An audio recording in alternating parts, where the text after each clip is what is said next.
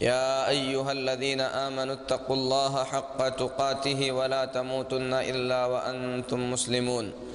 يا أيها الناس اتقوا ربكم الذي خلقكم من نفس واحدة وخلق منها زوجها وبث منهما رجالا كثيرا ونساء واتقوا الله الذي تساءلون به والأرحام إن الله كان عليكم رقيبا. يا أيها الذين آمنوا اتقوا الله وقولوا قولا سديدا يصلح لكم أعمالكم ويغفر لكم ذنوبكم ومن يطع الله ورسوله فقد فاز فوزا عظيما. أما بعد، محترم حاضرین جمعہ، محرم کا مبارک مہینہ شروع ہو چکا ہے۔ اس مہینے میں اللہ کے نبی صلی اللہ علیہ وسلم بڑی کثرت سے روزہ رکھا کرتے تھے۔ حضرت ابو ہریرہ رضی اللہ تعالی عنہ فرماتے ہیں کہ رسول اللہ صلی اللہ علیہ وسلم نے فرمایا، افضل الصیام بعد رمضان شہر اللہ المحرم، رمضان کے بعد سب سے زیادہ فضیلت والے روزے اللہ تعالیٰ کے مہینے یعنی محرم کے مہینے کے روزے ہیں۔ اس حدیث میں نبی کریم صلی اللہ علیہ وسلم نے محرم کو اللہ کا مہینہ قرار دیا ہے۔ اس پورے مہینے میں سے عاشوراء کے دن کا روزہ یعنی محرم کی 10 تاریخ کا روزہ بڑی اہمیت کا حامل ہے۔ حضرت عبداللہ بن عباس رضی اللہ تعالی عنہ فرماتے ہیں کہ اللہ کے رسول صلی اللہ علیہ وسلم مدینہ تشریف لائے اور آپ نے دیکھا کہ یہود محرم کی 10ویں تاریخ کو روزہ رکھتے ہیں۔ اللہ کے رسول صلی اللہ علیہ وسلم نے اس کے بارے میں پوچھا تو یہودیوں نے کہا، هذا يوم صالح، هذا يوم نجى الله فيه بني اسرائیل من فرعون۔ یہودیوں نے کہا کہ یہ ایک اچھا دن ہے، اس دن اللہ تبارک و تعالی نے بنی اسرائیل کو فرعون کے ظلم سے نجات عطا فرمایا تھا، اور شکریہ کے طور پر موسیٰ علیہ السلام نے اس دن روزہ رکھا تھا۔ نبی کریم صلی اللہ علیہ وسلم نے فرمایا، نحن احق بموسیٰ منکم، ہم موسیٰ کی اتباع کے تم سے زیادہ حقدار ہیں۔ اللہ کے رسول صلی اللہ علیہ وسلم نے اس دن روزہ رکھا، وَأَمَرَ النَّاسَ بِصِيَامِهِ، اور آپ صلی اللہ علیہ وسلم نے لوگوں کو بھی روزہ رکھنے کا حکم دیا۔ یہ بخاری شریف کی روایت ہے۔ اللہ کے نبی صلی اللہ علیہ وسلم محرم کی 10ویں تاریخ کو روزہ رکھا کرتے تھے۔ اور اسی بخاری میں عبداللہ بن عباس رضی اللہ تعالی عنہ بیان کرتے ہیں کہ نبی کریم صلی اللہ علیہ وسلم سے کہا گیا کہ اے اللہ کے رسول صلی اللہ علیہ وسلم، محرم کا 10واں دن یہودیوں کے پاس بڑی تعظیم والا دن ہے۔ تو نبی کریم صلی اللہ علیہ وسلم نے فرمایا کہ اگر انشاءاللہ اگلے سال تک میں زندہ رہوں گا تو محرم کی 9ویں تاریخ کا بھی روزہ رکھوں گا۔ یعنی یہود کی مخالفت میں اللہ کے نبی صلی اللہ علیہ وسلم نے محرم کی 10ویں تاریخ کے روزہ رکھنے کا آپ نے ارادہ ظاہر فرمایا، لیکن راوی کہتے ہیں کہ اگلا سال آنے سے پہلے اللہ کے رسول صلی اللہ علیہ وسلم اس دنیا سے رخصت ہو گئے، آپ کا انتقال ہو گیا۔ تو محرم کی 10ویں تاریخ کا روزہ رکھنا اور یہود کی مخالفت میں محرم کی 10ویں سے پہلے یعنی 9ویں تاریخ کا بھی روزہ رکھنا، یہ اللہ کے رسول صلی اللہ علیہ وسلم کی سنت سے ثابت ہے۔ جو شخص عاشورۂ محرم کا روزہ رکھتا ہے، ایسے شخص کے سلسلے میں اللہ کے نبی صلی اللہ علیہ وسلم فرماتے ہیں، حدیث مسلم شریف کی ہے، یکفر السنۃ الماضیہ، پچھلے 1 سال کے گناہوں کی بخشش ہوتی ہے۔ جو آدمی محرم کی 10ویں تاریخ کو روزہ رکھتا ہے، اللہ کے رسول صلی اللہ علیہ وسلم فرماتے ہیں کہ اس کے پچھلے 1 سال کے گناہ بخش دیے جاتے ہیں۔ اور روزے کی وجہ جیسے کہ بتلائی گئی کہ حضرت موسیٰ علیہ السلام نے اللہ رب العالمین کا شکریہ ادا کرتے ہوئے اس دن روزہ رکھا تھا، تو نبی کریم صلی اللہ علیہ وسلم نے فرمایا کہ موسیٰ کی اتباع کے ہم تم سے زیادہ حقدار ہیں۔ موسیٰ علیہ السلام کی سنت کو زندہ کرتے ہوئے اللہ کے رسول صلی اللہ علیہ وسلم نے اس دن روزہ رکھا۔ میرے محترم بھائیو، عاشوراء کا دن، محرم کا 10واں دن تاریخ میں بڑی اہمیت کا حامل ہے۔ بعض روایتیں جو صحیح نہیں ہیں ان سے یہ پتہ چلتا ہے کہ اس دن اللہ تبارک و تعالی نے حضرت نوح علیہ السلام کی کشتی کو کنارے پر لگا دیا تھا۔ اس دن اللہ تبارک و تعالی نے یونس علیہ السلام کے قوم کی توبہ کو قبول فرمایا تھا۔ اس دن ابراہیم علیہ السلام کو آگ سے نکالا گیا تھا۔ بہرحال اس دن تاریخ میں بڑے عجیب و غریب واقعات پیش آئے۔ انہی پیش آنے والے واقعات میں سے ایک عظیم واقعہ حضرت حسین رضی اللہ تعالی عنہ کی شہادت اور حضرت حسین رضی اللہ تعالی عنہ کے قتل کا واقعہ ہے۔ اس میں کوئی شک نہیں کہ اسلام کی تاریخ کے پر افسوس واقعات میں سے ایک عظیم واقعہ ہے، اور اہل سنت والجماعت اس بات پر متفق ہیں کہ یہ واقعہ جو اسلامی تاریخ میں پیش آیا، اسلامی تاریخ کا بہت ہی زیادہ پر افسوس واقعہ ہے۔ میرے محترم بھائیو،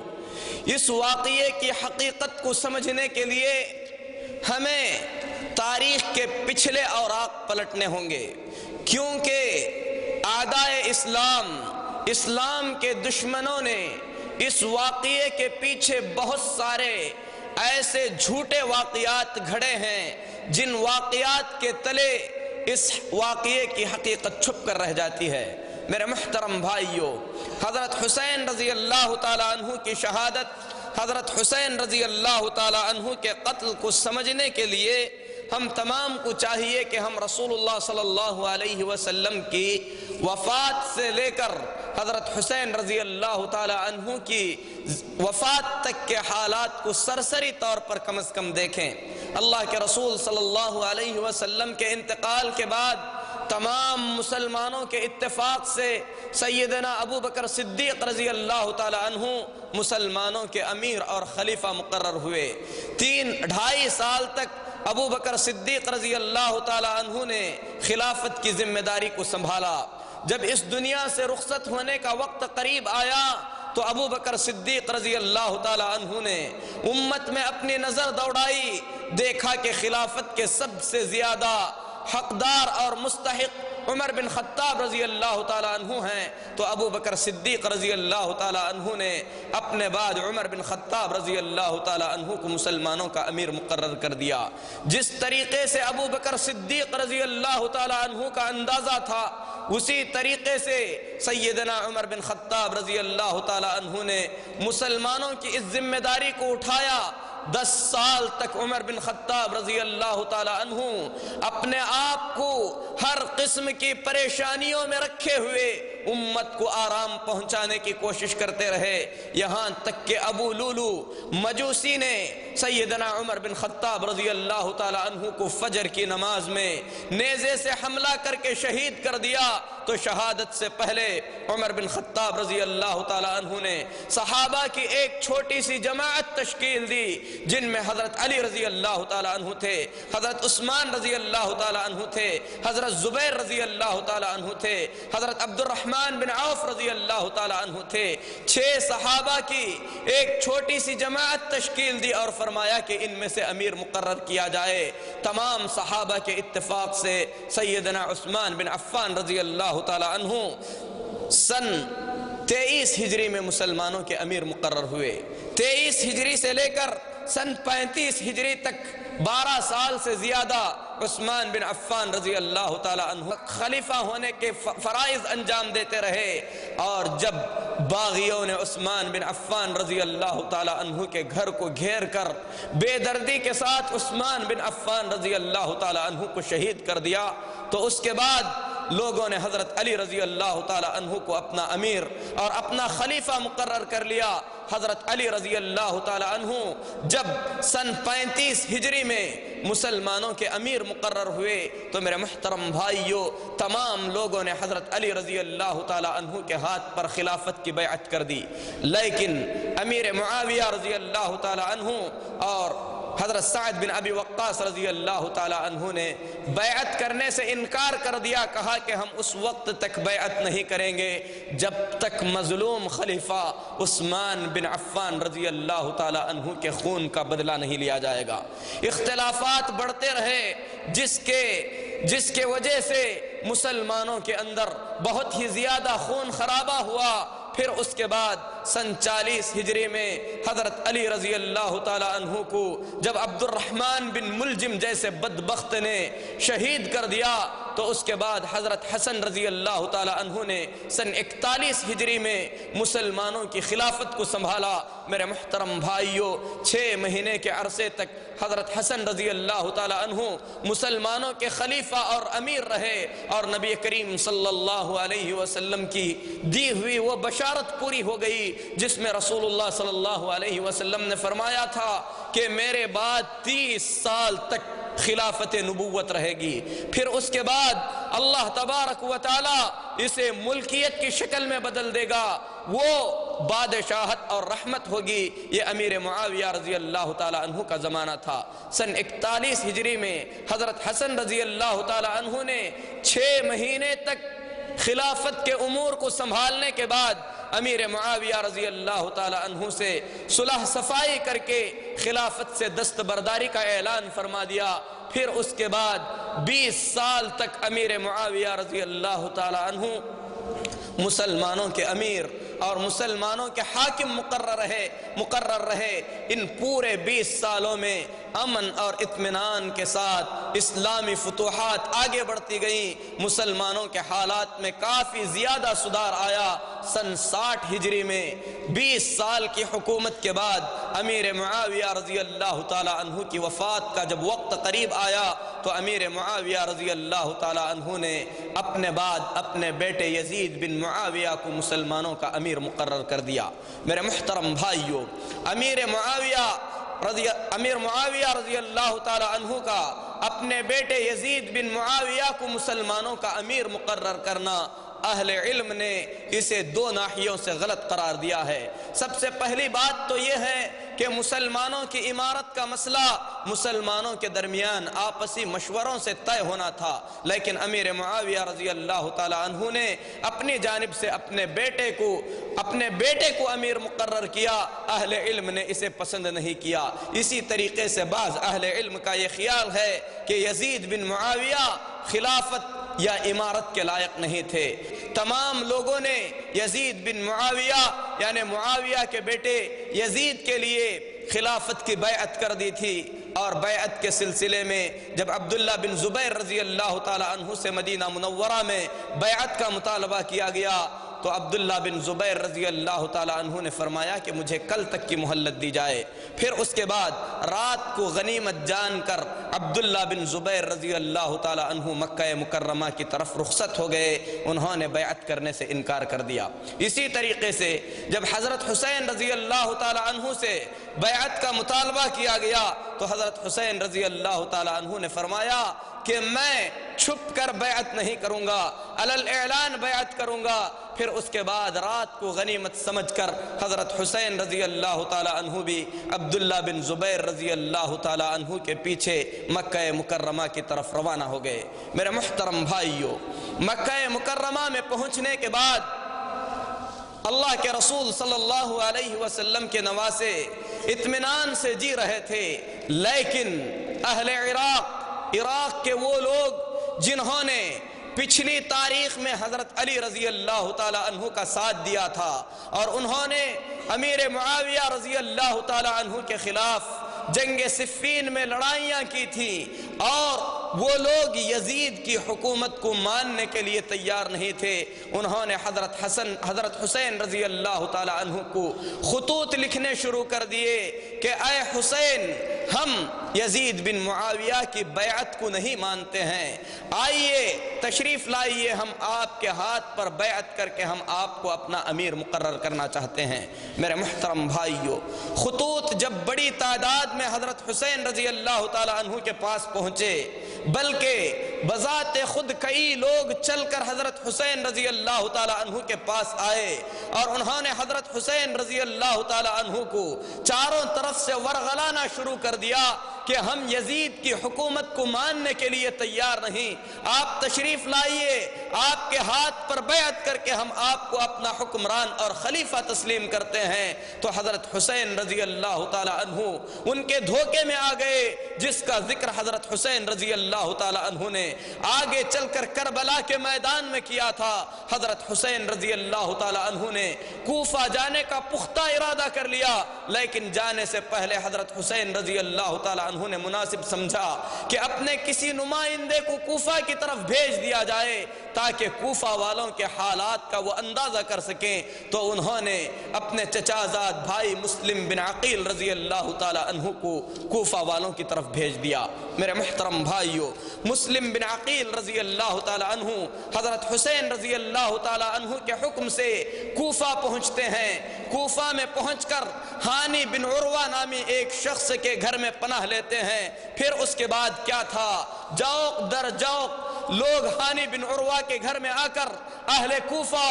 جو بے وفائی اور غداری میں معروف تھے، مسلم بن عقیل رضی اللہ تعالی عنہ کے ہاتھ پر حضرت حسین رضی اللہ تعالی عنہ کے لیے بیعت کرنے لگے۔ جب کئی ہزار لوگوں نے حضرت مسلم بن عقیل رضی اللہ تعالی عنہ کے ہاتھوں حضرت حسین رضی اللہ تعالی عنہ کے لیے بیعت کر لیا، تو حضرت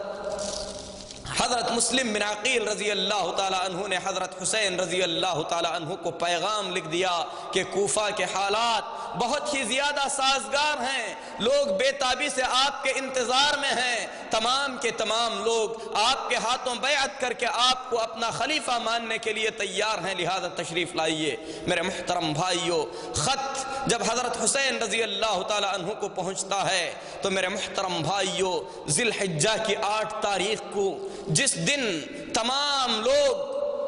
منی کے میدان میں ہوتے ہیں، حج کے فرائض انجام دینے کے لیے لوگ منی کی طرف تشریف لے جاتے ہیں، حضرت حسین رضی اللہ تعالی عنہ کوفہ کی طرف روانہ ہونے کے لیے تیار ہو گئے۔ صحابہ اکرام رضوان اللہ علیہم اجمعین کو جب اس بات کی اطلاع ملی تو عبداللہ بن عباس رضی اللہ تعالی عنہ جو رشتے میں حضرت حسین رضی اللہ تعالی عنہ کے چچا ہیں، آتے ہیں، کہتے ہیں اے ابو عبداللہ، اے بھتیجے،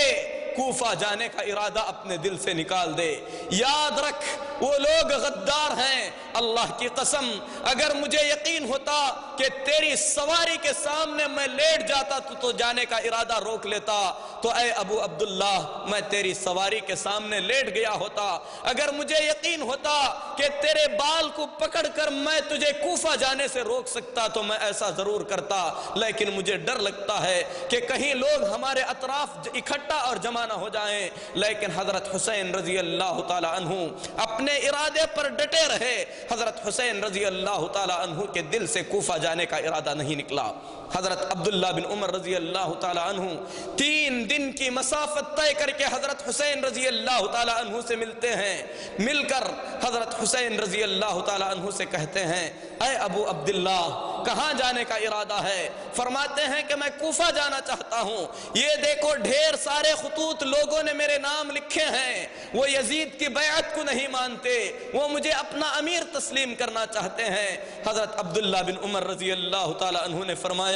کہ اللہ کے رسول صلی اللہ علیہ وسلم کی ایک حدیث سناتا ہوں کہ جبریل امین رسول اللہ صلی اللہ علیہ وسلم کے پاس تشریف لائے، انہوں نے نبی کریم صلی اللہ علیہ وسلم وسلم کو دنیا یا آخرت ان دونوں میں سے کسی ایک چیز کو چننے کا اختیار دیا تو آپ کے نانا رسول اللہ صلی اللہ علیہ وسلم نے آخرت کو چنا تھا. آپ بھی انہی کا ایک حصہ ہیں. جس طریقے سے آپ کے نانا کے مقدر میں دنیا نہیں تھی، اللہ کی قسم یہ دنیا آپ کے مقدر میں بھی نہیں ہو سکتی. بے شک ہمارے رب نے تم اہل بیت کے لیے جس چیز کا انتخاب کیا ہے، اے ابو عبداللہ، وہ چیز تمہارے لیے زیادہ بہتر ہے، آپ یہاں سے رخصت ہو جائیے. اسی طریقے سے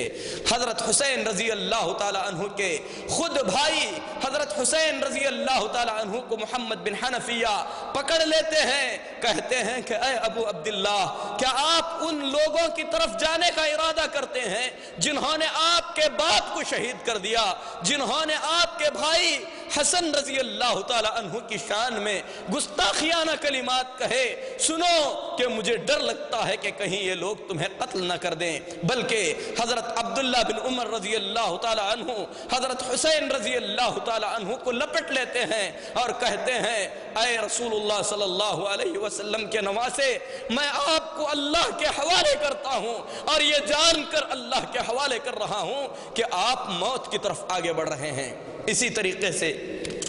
حضرت ابو سعید خدری رضی اللہ تعالی عنہ حضرت حسین رضی اللہ تعالی عنہ سے ملتے ہیں، کہتے ہیں، اے ابو عبداللہ، اے حسین رضی اللہ تعالی عنہ، کیا آپ کوفہ جانا چاہتے ہیں؟ ان لوگوں کی طرف جن کے بارے میں آپ کے باپ علی رضی اللہ تعالی عنہ نے کہا تھا کہ میں ان سے اکتا چکا ہوں، یہ مجھ سے اکتا چکے ہیں، میں ان سے نفرت کرتا ہوں، یہ مجھ سے نفرت کرتے ہیں. اللہ کی قسم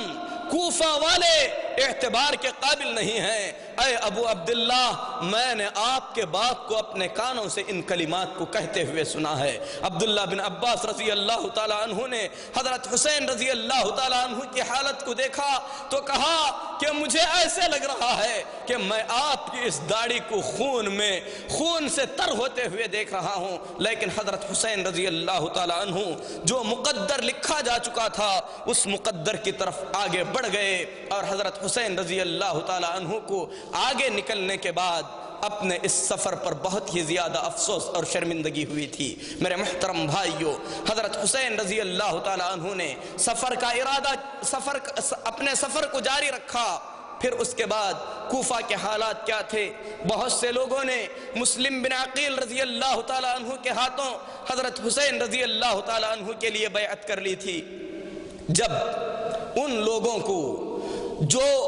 یزید بن معاویہ کی حکومت کے قائل تھے پتہ چلا کہ کوفہ میں مسلم بن عقیل کے ہاتھوں حضرت حسین رضی اللہ تعالی عنہ کے بیعت کی باتیں ہو رہی ہیں تو ان لوگوں نے کوفہ کے گورنر کو یہ پیغام بھیج دیا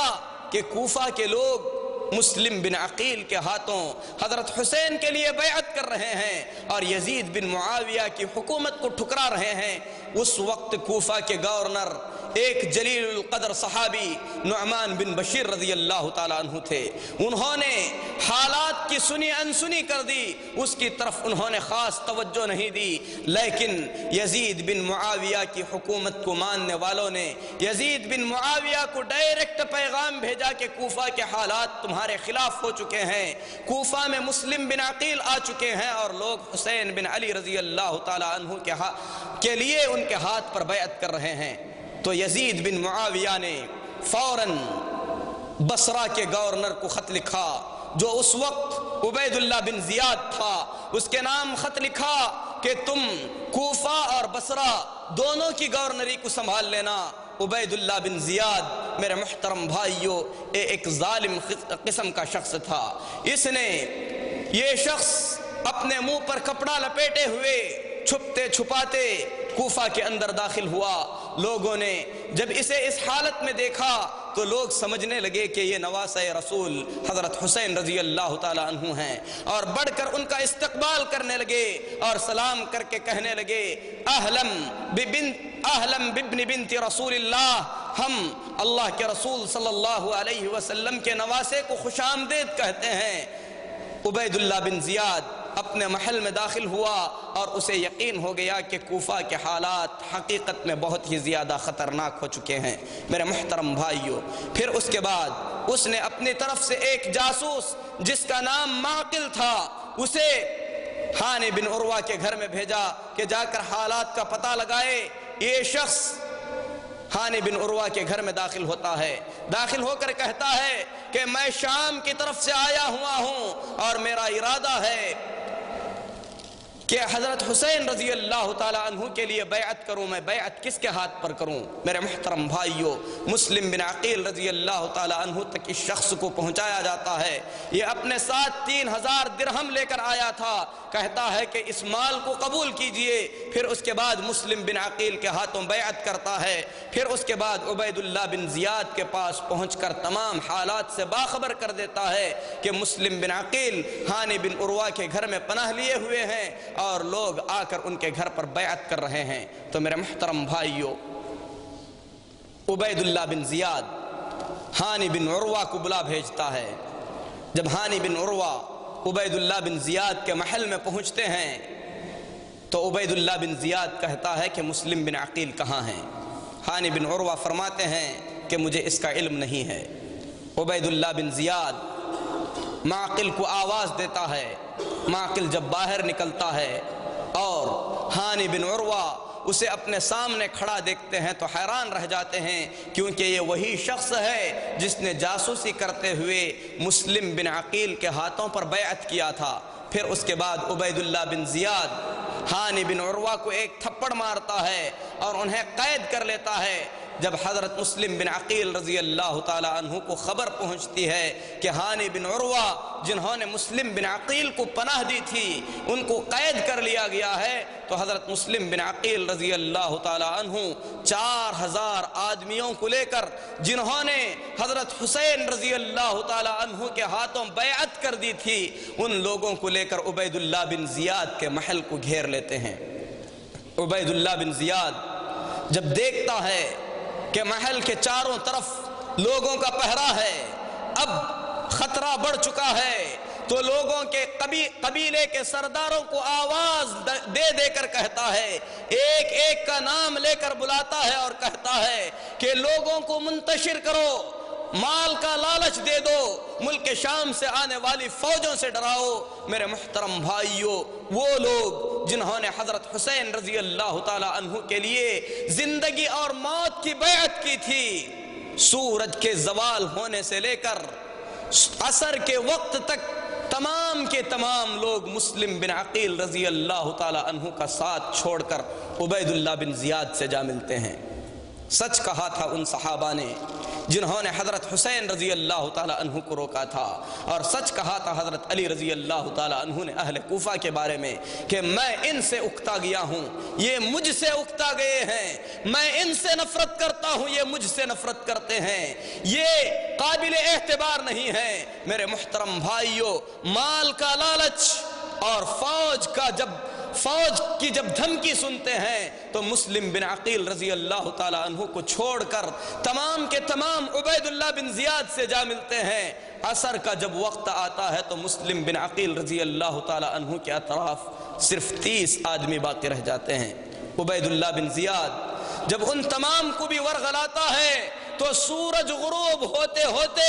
مسلم بن عقیل رضی اللہ تعالیٰ عنہ اپنے آپ کو تنہا محسوس کرتے ہیں۔ وہ 30 آدمی بھی عبید اللہ بن زیاد سے جا ملتے ہیں۔ مسلم بن عقیل رضی اللہ تعالیٰ عنہ کوفہ میں نئے ہیں، کوفہ کی گلیوں سے تک آشنا نہیں ہیں، اور وہاں پر وہ ہزاروں لوگ جنہوں نے ان کی مدد کا وعدہ کیا تھا غداری کر چکے تھے۔ مسلم بن عقیل رضی اللہ تعالیٰ عنہ پریشان تھے کہ اب جائیں تو کس طرف چلے جائیں۔ میرے محترم بھائیو، بھٹکتے ہوئے قبیلہ کندہ کی ایک عورت سے مدد مانگتے ہیں، کہتے ہیں کہ میں اجنبی ہوں، مجھے پیاس لگی ہے، پانی دیا جائے۔ عورت حالات کی تدقیق کرتی ہے تو پتہ چلتا ہے کہ یہ مسلم بن عقیل ہیں۔ ایک ویران گھر جو اس عورت کے گھر کے پڑوس میں تھا، مسلم بن عقیل کو اس گھر میں بسا دیتی ہے، لیکن اس عورت کا بدبخت لڑکا عبید اللہ بن زیاد کے محل میں پہنچ کر عبید اللہ بن زیاد کو باخبر کرتا ہے کہ آپ کا شکار ہمارے گھر کے بغل میں جو ویران گھر ہے اس میں موجود ہے، آ کر آپ اسے پکڑ لیجئے۔ کیونکہ عبید اللہ بن زیاد نے مسلم بن عقیل رضی اللہ تعالی عنہ کو جو شخص حاضر کرے اس کے لیے انعام مقرر کیا تھا، یہ اہل کوفہ تھے۔ مسلم بن عقیل رضی اللہ تعالی عنہ کو گھیر کر پکڑ لیا جاتا ہے۔ پھر اس کے بعد عبید اللہ بن زیاد کہتا ہے کہ یہ سب تم نے کیوں کیا؟ مسلم بن عقیل کہتے ہیں کہ میرے ہاتھ میں حضرت حسین رضی اللہ تعالی عنہ کے لیے میں نے بیعت کیا ہے۔ عبید اللہ بن زیاد کہتا ہے کہ کیا تم یزید بن معاویہ کی حکومت کو تسلیم نہیں کرتے؟ حضرت مسلم بن عقیل رضی اللہ تعالی عنہ خاموش رہتے ہیں تو عبید اللہ بن زیاد کہتا ہے کہ میں تمہیں قتل کرنے والا ہوں۔ مسلم بن عقیل رضی اللہ تعالی عنہ فرماتے ہیں قتل کرنے سے پہلے مجھے ایک پیغام بھیجنے کی اجازت دے دو۔ عبید اللہ بن زیاد کہتا ہے کہ تمہیں اجازت ہے۔ مسلم بن عقیل رضی اللہ تعالی عنہ حاضرین کی طرف دیکھتے ہیں، عمر بن سعد بن ابی وقاص کو اپنے سامنے بلاتے ہیں جو سعد بن ابی وقاص کے بیٹے تھے۔ ان سے کہتے ہیں کہ رشتے کے اعتبار سے تم مجھ سے سب سے زیادہ قریبی رشتے والے ہو، میں تم کو وصیت کرتا ہوں کہ میرا پیغام حسین رضی اللہ تعالی عنہ کو پہنچا دینا کہ کوفہ کے لوگ جھوٹے اور مکار ہیں اور جھوٹوں پر اعتبار نہیں کیا جا سکتا، لہذا آپ اپنے اہل خانہ کے ساتھ جہاں سے تشریف لائے ہیں وہاں واپس چلے جائیں۔ پھر اس کے بعد حضرت حسین رضی اللہ تعالی عنہ ذی الحجہ کی 8 تاریخ کو مکہ مکرمہ سے نکلے تھے، ذی الحجہ کی 9 تاریخ کو مسلم بن عقیل رضی اللہ تعالی عنہ کو شہید کر دیا جاتا ہے۔ حضرت حسین رضی اللہ تعالی عنہ اپنا سفر جاری رکھتے ہیں۔ راستے میں عرب کے مشہور شاعر فرزدق سے ملاقات ہوتی ہے، اس سے کہتے ہیں کہ کہاں سے آ رہے ہو؟ فرزدق کہتا ہے کہ میں کوفہ سے آ رہا ہوں۔ حسین رضی اللہ تعالی عنہ پوچھتے ہیں کہ کوفہ والوں کے کیا حالات ہیں؟ فرزدق کہتا ہے کہ اے رسول کے نواسے سن لے، ان کے دل تو تیرے ساتھ ہیں لیکن ان کی تلواریں بنو امیہ کے ساتھ ہیں۔ میرے محترم بھائیو، حضرت حسین رضی اللہ تعالی عنہ اپنے سفر کو آگے بڑھاتے ہیں، قادسیہ کے مقام پر پہنچتے ہیں تو اس وقت مسلم بن عقیل کا بھیجا ہوا دوسرا پیغام ملتا ہے کہ لوگوں نے غداری کی ہے، ساتھ انہوں نے چھوڑ دیا ہے، یہ لوگ بے وفا ہیں اور بے وفاؤں کا کوئی اعتبار نہیں، آپ چلے جائیں، ابھی مجھے قتل کیا جانے والا ہے۔ تو حضرت حسین رضی اللہ تعالی عنہ وہاں پر کھڑے غور کرتے ہیں، پھر اس کے بعد سمجھتے ہیں کہ ان کا نکلنا بے فائدہ تھا، جانے کا مکمل طور پر ارادہ کر لیتے ہیں، واپسی کا مکمل ارادہ کر لیتے ہیں، لیکن مسلم بن عقیل رضی اللہ تعالی عنہ کے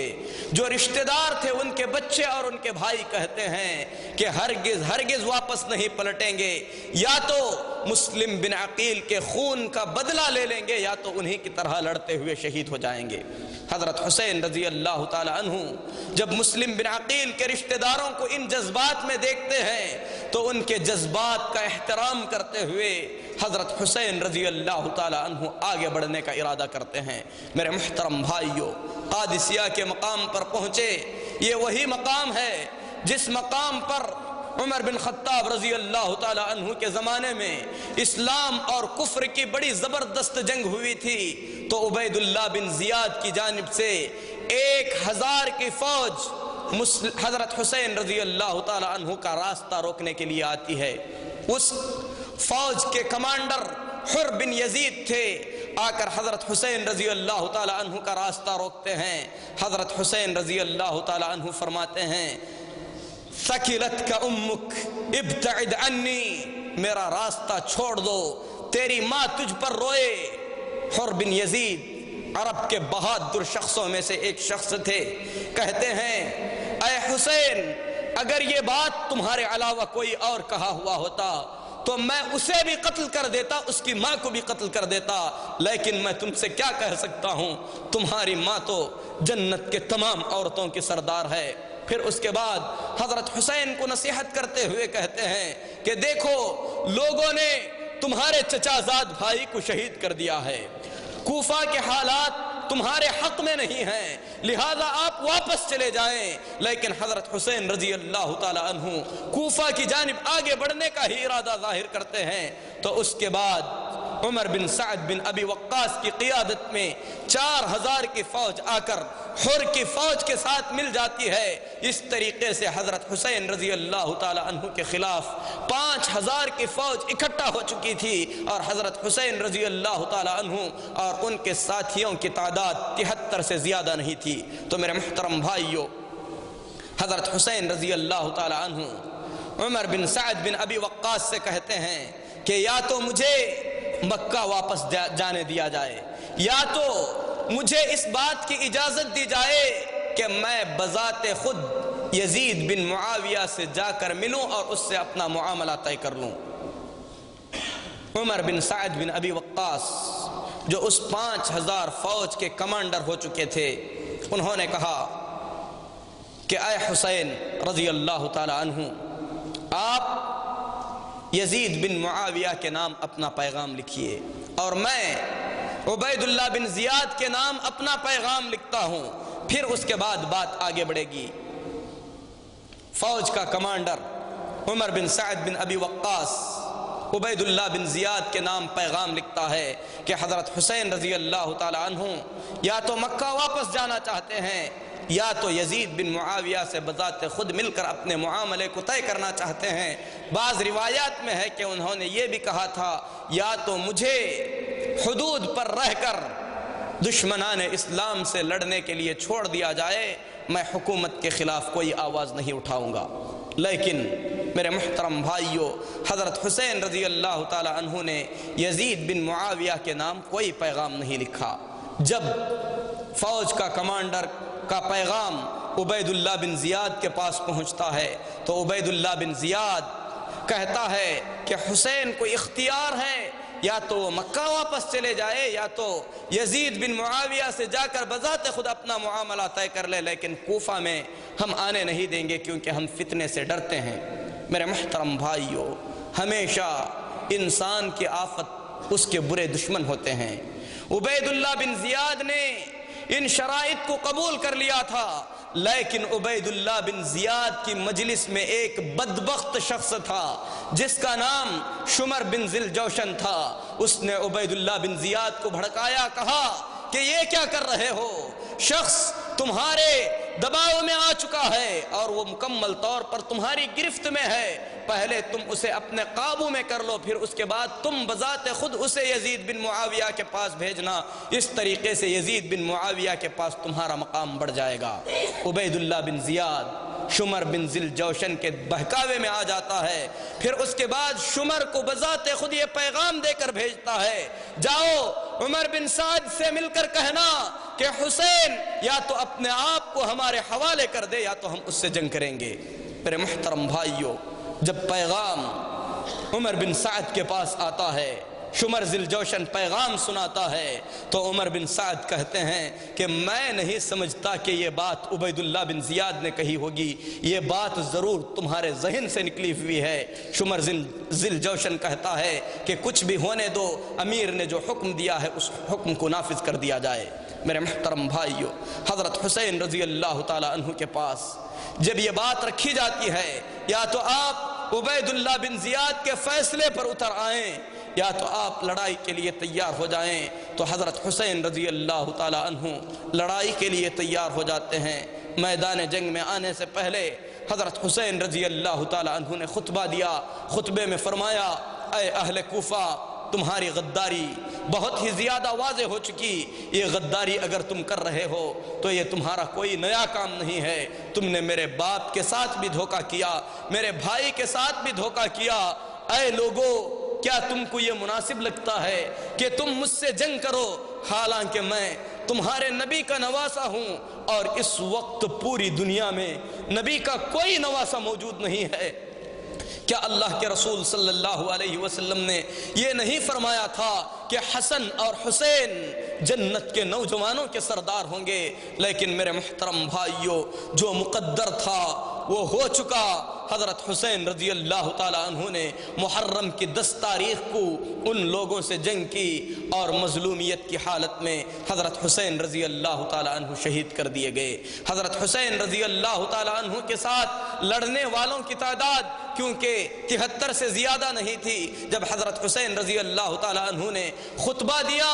تو کوفہ کی فوج میں سے 30 آدمی حضرت حسین رضی اللہ تعالیٰ عنہ کی فوج سے جا ملے۔ انہیں ملنے والوں میں پہلی فوج کے کمانڈر حر بن یزید تھے۔ حر بن یزید سے کسی نے کہا کہ اے حر، یہ تم کیا کر رہے ہو؟ فوج کے کمانڈر بن کر آئے تھے، اب حسین سے جا ملتے ہو۔ تو حر بن یزید نے کہا تھا کہ لوگو،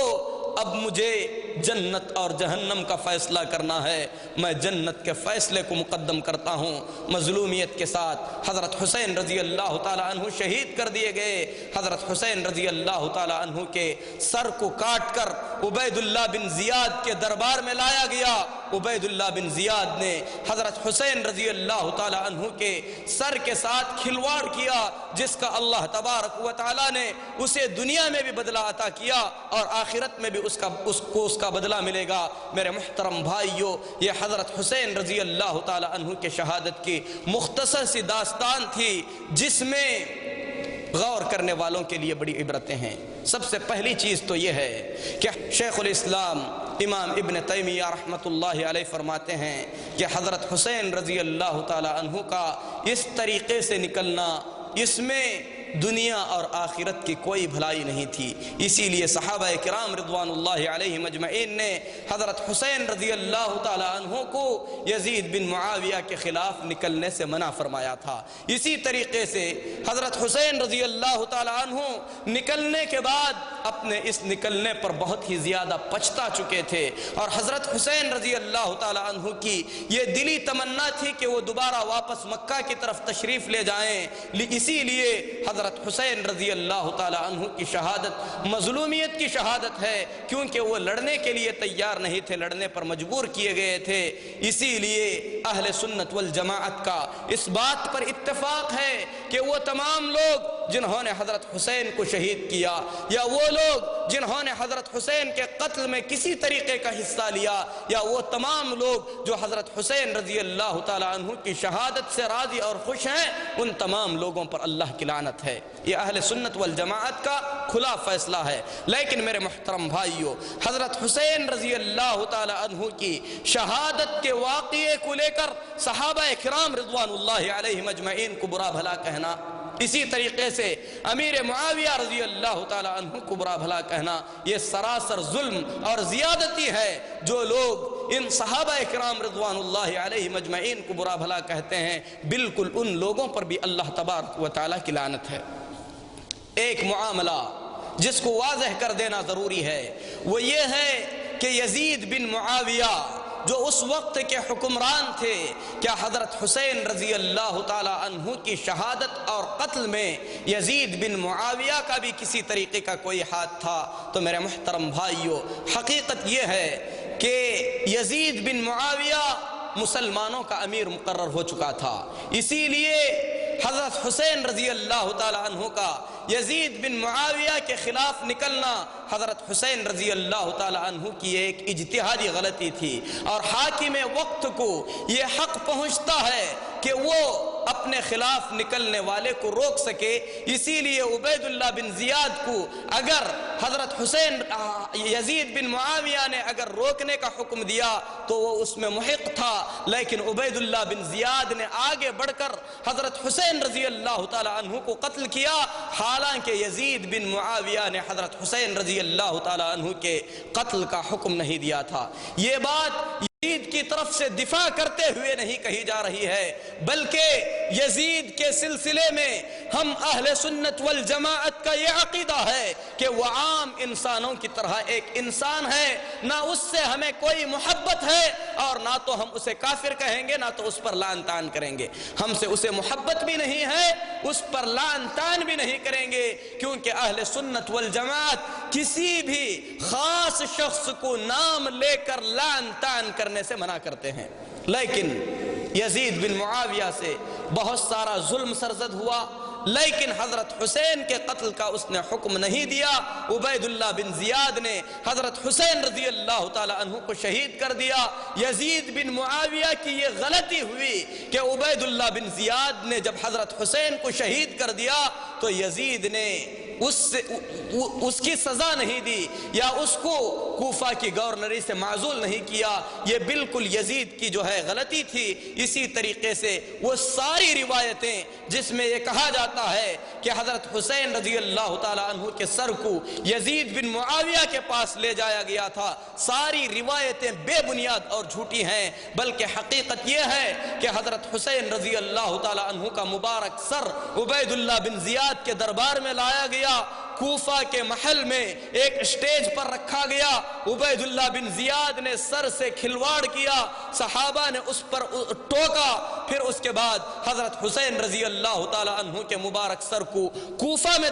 دفن کیا گیا، ملک شام نہیں لے جایا گیا۔ اسی طریقے سے وہ ساری روایتیں جس میں یہ بات بیان کی جائے کہ اللہ کے رسول صلی اللہ علیہ وسلم کے گھر کی عورتوں کو باندی بنایا گیا، یہ ساری روایتیں بے بنیاد ہیں، بلکہ تاریخ اس بات کی شہادت دیتی ہے کہ بنی ہاشم کی کوئی عورت کبھی بھی باندی نہیں بنائی گئی، بلکہ بنو امیہ کے لوگ بنو ہاشم کا احترام کرتے تھے، بنو ہاشم کے عورتوں کا احترام کیا کرتے تھے۔ عبید اللہ بن زیاد ظالم تھا جس نے حضرت حسین رضی اللہ تعالی عنہ کو ظلماً و عدواناً شہید کرایا، اور اس شہادت میں یزید بن معاویہ کا ہاتھ نہیں تھا، لیکن یزید بن معاویہ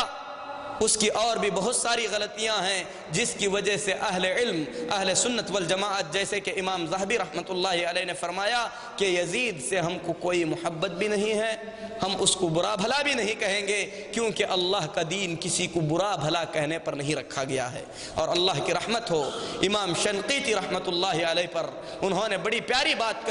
کہا کہ اللہ تبارک و تعالی کسی دن آپ سے یہ نہیں پوچھے گا کہ آپ نے فرعون کو گالی دی ہے کہ نہیں دی ہے، فرعون پر آپ نے لعنت بھیجی ہے کہ نہیں بھیجی ہے، اللہ تعالیٰ آپ سے اس کا سوال نہیں کرے گا، جبکہ وہ فرعون ہے اور اللہ کے دشمن اور طاغیوں میں سے ایک طاغی ہے، جو شخص ہزاروں سال پہلے مر چکا ہے، اس کے خلاف بہت سارا جھوٹ اور بہتان باندھا گیا ہے، اس کا نام لے کر اس پر لعن طعن کرنا جبکہ حقیقت واضح نہیں ہے، میرے محترم بھائیو، یہ ایک مسلمان کا شیوا نہیں ہو سکتا۔ بے شک وہ لوگ جنہوں نے حسین کو قتل کیا یا قتل میں ساتھ دیا یا حضرت حسین کے قتل سے راضی ہیں، اسی طریقے سے عثمان کے قتل سے، علی رضی اللہ تعالی عنہ، عمر بن خطاب رضی اللہ تعالی عنہ اور دوسرے صحابہ کے قتل میں جنہوں نے حصہ لیا ہے، ان تمام لوگوں پر اہل علم نے بہت ہی زیادہ برا خیال ظاہر کیا ہے۔ ہم اللہ سے دعا کرتے ہیں کہ اللہ تبارک و تعالی